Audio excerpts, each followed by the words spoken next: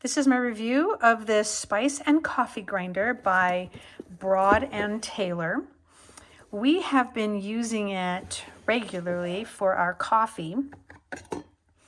One of the nice things about it is that this inner chamber here is removable, and you must use it with this lid, but the lid is also really nice for storing.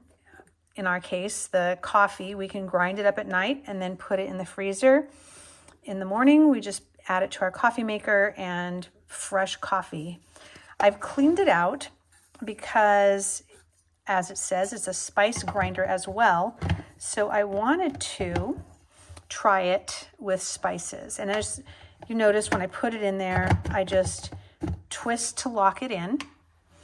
So we are going to add some fennel seed to the grinder.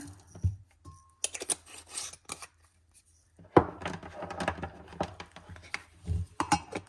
the cap on and plug it in.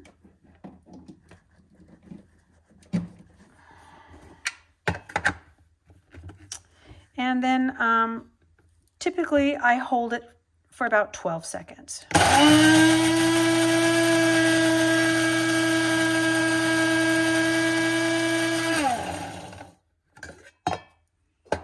Let's see what happened. So I'm getting a nice fragrant aroma. I can see there's some seeds that have not yet been crushed, so I'm going to put it back in. I think the directions said the maximum time you should run it is 15 seconds. We'll do another 10.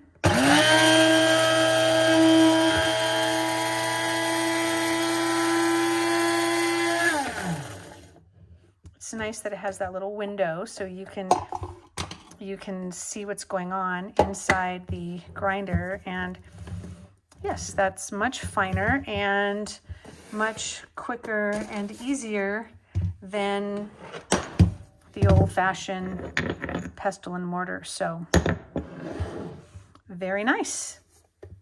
Good product, good quality, nice features.